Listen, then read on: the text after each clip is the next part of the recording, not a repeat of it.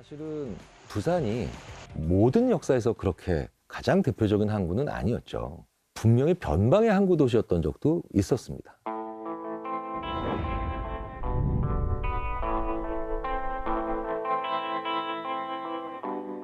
부산이 근대 도시로 시작을 하고 항구 도시로서 시작을 한 거는 개항을 했기 때문이죠.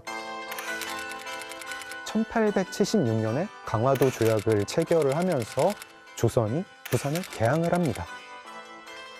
이때가 부산이 시작을 하고 부산이 형성된 시기입니다. 기본적으로 1876년에 강화도 조약을 하면서 가장 먼저 부산항이 개항이 되고요. 원산항과 인천이죠. 제물포항이 개항이 되는데 그 당시 가장 중요한 개항을 했던 도시가 인천하고 부산입니다. 이게 왜냐하면 중국 쪽에서는 산동반도를 떠나가지고 이제 인천으로 들어오거나 평택으로 들어오는 쪽이 있었던 거고, 일본인들한테는 부산으로 들어오는 게 가장 단거리이기 때문에 일본인들이 부산으로 많이 들어오게 되죠. 그래서 같은 개항을 했던 도시임에도 불구하고 인천과 부산은 좀 다른 의미를 가졌고요. 부산은 이제 일본에서 한국으로 들어오는 그 관문으로서의 의미를 갖고 있었습니다. 근데 이 관문이라는 게 참 이상한 특성이 있습니다. 거기에 돈과 사람이 몰리게 되는 것이기도 하고, 한편으로는 우리가 가지고 있던 것들을 뺏기는 침탈의 교두보가 되기도 하는 곳이죠.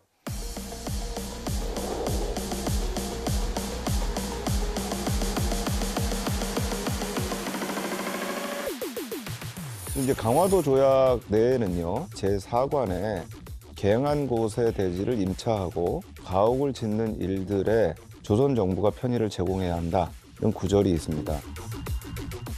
이 구절에 따라서 초량회관이라는 자리를 일본에게 빌려주게 되고요. 일본인들이 거기에 거주를 하고 상업행위를 할 수 있도록 제공을 해줬던 지역입니다. 이게 또 중요한 게 뭐냐면 일본의 식민지 정책이라는 게 유럽 국가의 식민지 정책하고는 좀 다릅니다. 그러니까 유럽에서의 식민지들은 주식회사 같은 걸 만들어가지고 자기 나라에서 만든 물품들을 파는 어떤 상품 판매지로서 이제 그런 역할을 했다면, 일본은 식민지를 만들면 사람들을 이주를 시켰습니다. 그래서 이 식자가 심을 식자에다가 민자가 사람 민자인 거죠. 사람을 심는다라는 거예요. 그래서 일본이 한반도 그리고 한반도를 넘어서 대륙으로 진출하기 위한 교두보로서 부산을 정하고 부산에 이제 거류지 이런 것들을 설치하고 했던 게 개항초의 부산의 한 단면이 아닌가, 그런 생각이 드네요.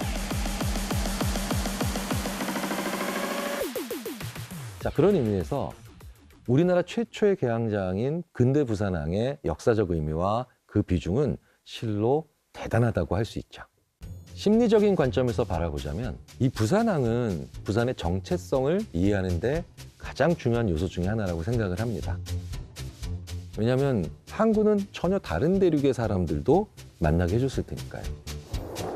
다양한 사람들을 만나는, 호기심을 가진 사람들이 모여들었겠죠. 이 호기심이라고 하는 것은요, 굉장히 독특한 그런 감정이죠. 외부의 문물을 빠르게 흡수하고 녹여내는 용광로와도 같은 그런 역할을 가지고 있기 때문이죠.